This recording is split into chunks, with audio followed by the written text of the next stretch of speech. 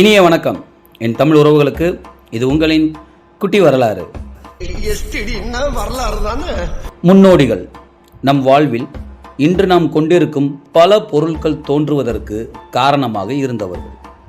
நாம் இன்று ஒரு விருட்சத்தின் நிழலில் நிழலாடி கொண்டு இருக்கின்றோம் என்றால் நமக்கான இந்த சொகுசிற்கு விதையிட்டவர்கள் முன்னோடிகள். பாபிலோனிய மக்கள் இவ்வாறுதான் பல நிகழ்வுகளுக்கு முன்னோடிகளாக உள்ளனர்.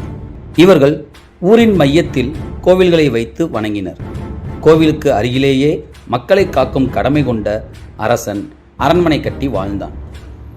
இவற்றைச் சுற்றி தெருக்கள் அமைக்கப்பட்டு மக்கள் வாழ்ந்து வந்தனர். சாமானிய மக்கள் 400 சதுர அடிகள் கொண்ட வீடுகளில் வாழ்ந்தனர். நிகழ்காலத்தில் 1 சென்டிற்கும் குறைவான வீடுகளிலே மக்கள் வாழ்ந்துள்ளனர் என்பது தெரிகிறது. செங்கற்களை கொண்டு களிமண் பூசி கட்டப்பட்ட வீடுகளின் கதவுகளையும் தூண்களையும் தாங்குவதற்கு மரங்களை பயன்படுத்தினர். இவர்கள் இறைப்பற்று மிக்கவர்களாகவே இருந்தனர். வீடுகளில் பூஜை அறைகளை கொண்டும் குடும்பங்களுக்கென குலதெய்வங்களை கொண்டும் பல விதமான வழிபாட்டு முறைகளையும் மேற்கொண்டனர். வீடுகளில் உள்ள பூஜை அறையின் கீழே இறந்த தங்கள் முன்னோர்களை புதைத்து வழிபட்டனர். இறந்த பெரியோரின் ஆன்மாவும் ஆசீர்வாதமும் தங்களுடனே இருக்கும் என்று நம்பினர். இறந்தவர்களுக்கு ஒப்பாரி வைக்கும் வழக்கம் இருந்தது. இதற்கென அலிகளை கொண்ட குழுக்கள் இருந்தது.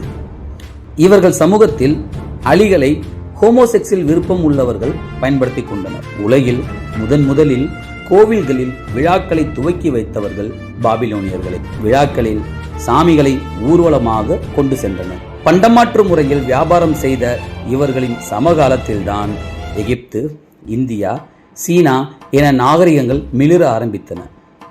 ஓமானில் இருந்து தாமிரம், சிந்து சமவெளி பகுதியில் இருந்து மாணிக்கம், துருக்கியில் இருந்து தங்கம், வெள்ளி வரவழைக்கப்பட்டது. வியாபாரிகள் தம்காரூன் என்று அழைக்கப்பட்டனர். அசைவ உணவுகளில் மீன்கள், அனைத்து வகையான இறைச்சிகள் உட்கொண்டனர். பன்றி நாடு முழுவதும் தடை செய்யப்பட்டு இருந்தது. அனைத்து வகையான காய்கறிகள், வெங்காயம், வெள்ளரி, கீரை, பூண்டு, பேரிச்சை மற்றும் பழ வகைகளை உணவில் சேர்த்து கொண்டனர். பால் உட்கொள்ளப்படவில்லை. மருந்து தயாரிக்க மட்டுமே பயன்படுத்தி வந்தனர். சரிவிகித உணவினை உட்கொண்டு ஆரோக்கியமாக வாழ்ந்தனர் பாபிலோனியர்கள். பாபிலோனியாவில் பணம் சம்பாதிக்க கஷ்டப்பட்டவர்கள் மருத்துவர்கள் என ஹெரோடோட்டஸ் குறிப்பிடுகின்றார். பாசிட்டிவ் எனர்ஜி மட்டுமல்ல, நெகட்டிவ் எனர்ஜிக்கும் பாபிலோனியர்கள் தான் மனித இனத்தில் முன்னோடிகள். கடவுளிடம் எந்த அளவு பக்தியுடன் இருந்தார்களோ அதே போல் துர்தேவதைகளை கண்டும் அஞ்சினர். அந்த துர் ஆத்மா நள்ளிரவு தேவதை லிலித். யார் இந்த லிலித்? இந்த லிலித்துடைய வேலைகள் என்ன? இந்த லிலித்தை பார்த்து பாபிலோனியர்கள் பயப்படுவதற்கான காரணம் என்ன? லிலித் யார் என்பது பற்றி பல சுவாரஸ்யமான தகவல்களோடு உங்களை அடுத்த வீடியோவில் சந்திக்கிறேன். நான் இருப்பதற்கான அடையாளம் இன்று தெரியாது என்று கூறி விடைபெறும் நான் உங்கள் குட்டி. Bye bye, take care, love you all.